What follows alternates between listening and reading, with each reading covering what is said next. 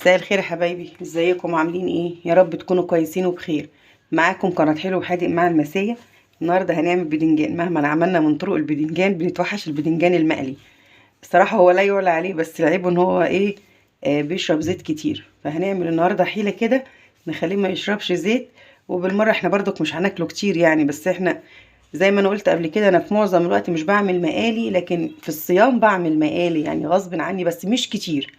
يعني بحاول على قد ما اقدر ان انا ايه اقلل الحاجات المقليه، وزيت البطاطس والبدنجان، لان البدنجان بيشرب زيت. يلا بينا النهارده نشوف هنعمله ازاي. اظن البدنجان ابو دقه محدش يقدر يقول له لا. هيبقى جميل، طعمه حلو وهياكل. بس برضه ما تكتريش منه علشان الزيت اللي بيشربه.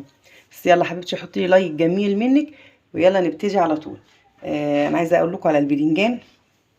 البدنجان اللي تجيبيه هي البدنجانه اللي بتبقى طويله. الولاد هما اللي جايبين لي البدنجان ده.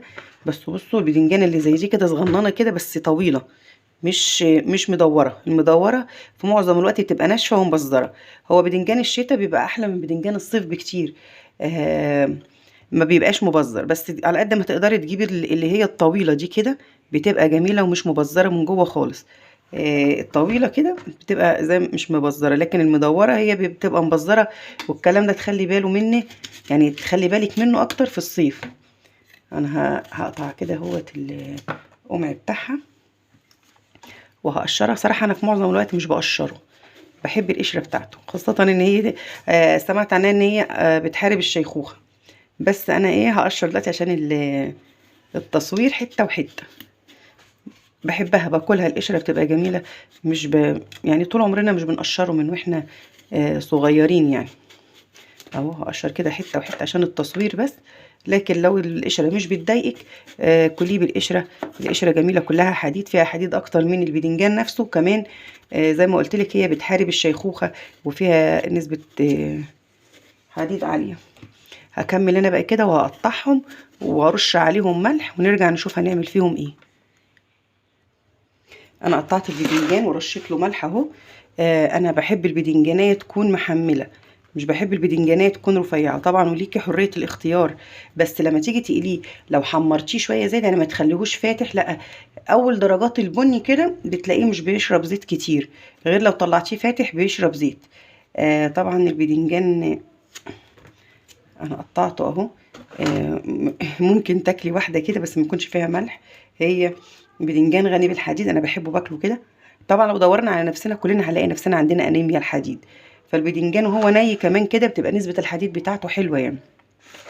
عبال ما اكلها بقى اروح اضرب ده في الخلاط. خلي الليمونه دي دلوقتي.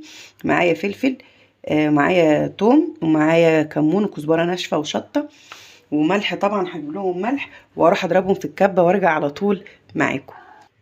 اهو يا حبايبي انا حطيت التوابل على التوم، اقلب كده وحطيت له ملح كمان اهو.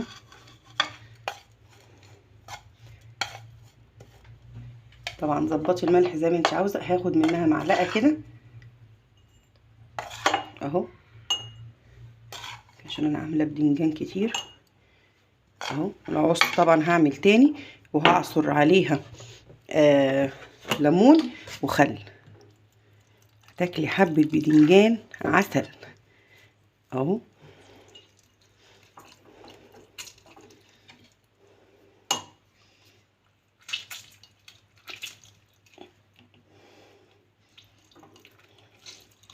كده الدقه اتعملت. يلا بينا بقى نقلي البدنجان علشان نشوف هنقليه بايه.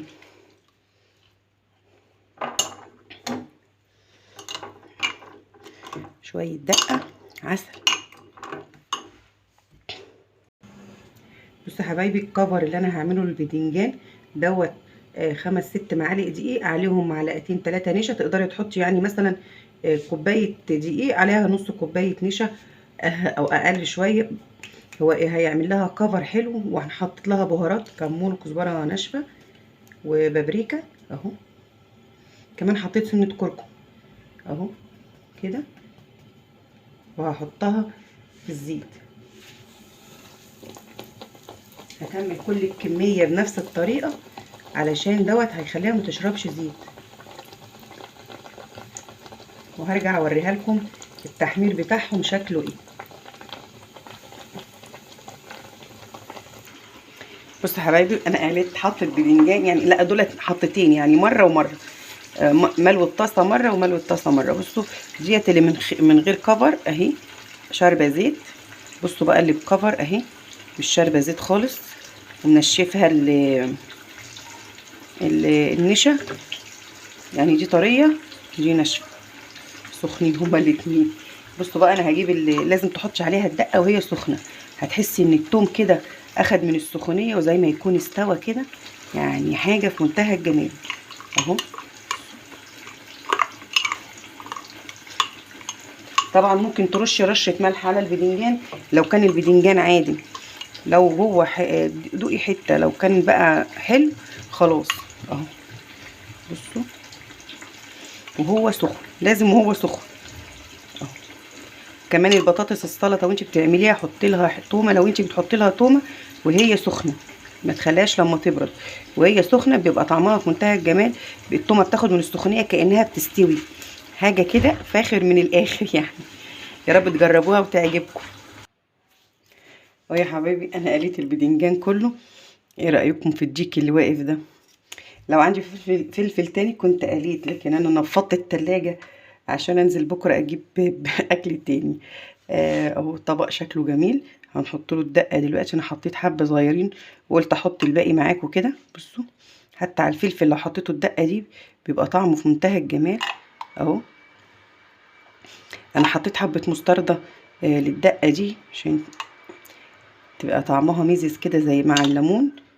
بصوا كأنكم بتاكلوا سمك بالظبط واحلى منه كمان. ايه رأيكم في الطبق الجميل ده؟ يا رب تجربوه ويعجبكم. انا رشيت عليه حبة بصل اخضر متقطع صغير كده، يا سلام لو جنبه حبة سلطة طحينة او سلطة خضرة كمان، حاجة كده كأنك بتاكلي كفتة بالظبط. يا رب تجربوه بالطريقة دي ويعجبكم. صحيح بصوا مش شارب زيت خالص ازاي، بصوا الطبق ناشف، بصوا الطبق ناشف ما فيهوش زيت. ده مطرح الايد لمست البدنجان، لكن هو ما فيهوش زيت خالص من الدقه اللي نزلت صدقوني. هو مش شارب زيت من الكفر اللي احنا عملناه عليه. يا رب تجربوه كده ويعجبكم، متنسوش تعملوا لايك وشير وسبسكرايب للقناه. والى اللقاء في فيديو جاي ان شاء الله مع حلو وحادق مع المسيه.